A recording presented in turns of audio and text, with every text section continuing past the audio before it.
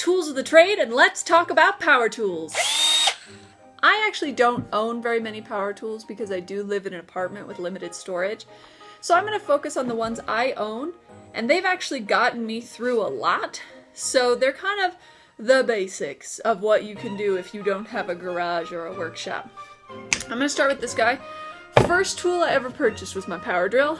They're like 20 bucks at Walmart, and you'd be surprised at how often a power drill comes in handy. I've used it to drill holes through things as delicate as jewelry, and I've used it to cut through a pipe because I don't own any electric saws. I highly recommend that you purchase a power drill. Doesn't need to be a complicated one.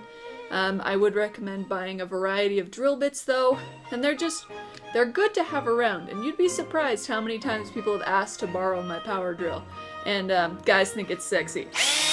You're going to want a heat gun if you work with any kind of foam or plastic. I said plastic with an accent for some reason. Plastic. If you want to work with plastic and foam. I don't know whose accent this is. I'm sorry if I'm offending anybody. Heat guns also don't have to be super expensive. This is the Harbor Freight $10 heat gun, and it's been with me for nearly 4 years now. They're also just really handy for, like, okay, let me show you an example. This bow that I'm wearing in my hair. Memento. This is a bow. It's got the Team Valor symbol on it. Made by Sugar Poultry. And when I got this bow, the clip on the back was backward for how I part my hair. I part my hair on this side, so I want to put my bow in like this, and it was backward, so my bow would have been upside down. Took my heat gun to it, melted the hot glue, flipped the clip, hot glue solidified again, and there we go. So a heat gun, it's just handy to have around. You never know when you're gonna need it. Hand in hand with a heat gun when it comes to working with foam and plastic is a Dremel. This is my Dremel. I love my Dremel. I got my Dremel for my birthday last year. I believe it is the Dremel 4000. It comes with a lot of fancy bells and whistles. No, bunch of manuals I never read. Very dirty in here. Oh yep, the Dremel 4000. This is the Dremel 4000. It comes with a bunch of different accessories.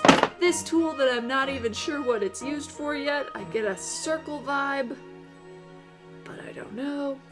It is a corded one. I have heard that the cordless ones get kind of annoying because they die. I find that the cord is not that much of an issue, and for my birthday this year, I got this. The Dremel flex shaft attachment. So you stick this on the edge of your Dremel, and it gives you an even longer, more flexible head to work with. Haven't had a chance to use it yet because my birthday was after I'd already finished Titania, and I haven't done any armor since Titania. But the Dremel, I use it to sand down foam, clay, plastic. It's super duper handy to have around for precision sanding. So much faster than sanding by hand. So many million times faster than sanding by hand. You are going to want to invest in a lot of sanding bits, which are these guys that come separate in different grits, and you slide them on and off, because as you can see, they do get gummed up. You can also get, I forget what they're called, but it's a sanding bit that looks almost like a fan, and it'll last longer, but it's a little less, it's more aggressive, less precise, so I don't use it as much. But that's my Dremel. Love, love, love my Dremel. Okay. Now, on to my last power tool. And it is the most powerful of my power tools, I suppose. So, I'm gonna get these guys out of the way. Come here, Big Dusty.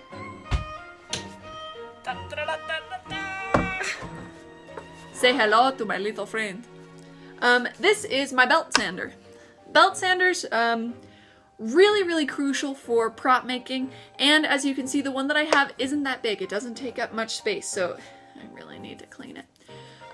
You're going to use a belt sander for more intense sanding jobs. I used it to bevel the edge of Titania's axe to make the edge actually sharp. I used it to bevel the edges of Impa's Naginata.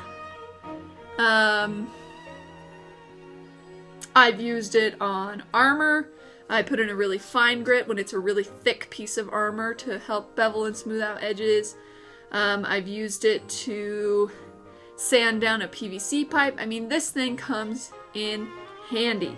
There are two different kinds of belt sanders. This is an upright belt sander, and then there are belt sanders that are long and low, and their belts are much wider. I like this one because the skinnier belt gives me more precision. The bigger belt does go quicker, but it's just a little riskier because it is so wide. If you accidentally hit the wrong place, you're done for. So that's actually all I have in the form of power tools.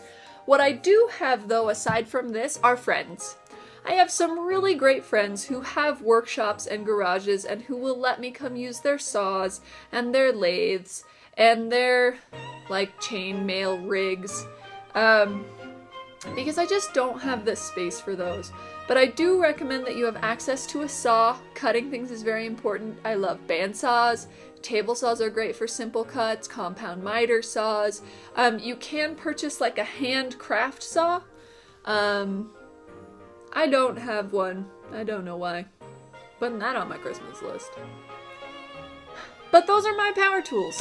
And as long as you practice proper safety procedures, here we go. I had my box of power tools under this desk. Proper safety procedures, everything will be fine. And with your power tools, you can do some happy crafting. Welcome to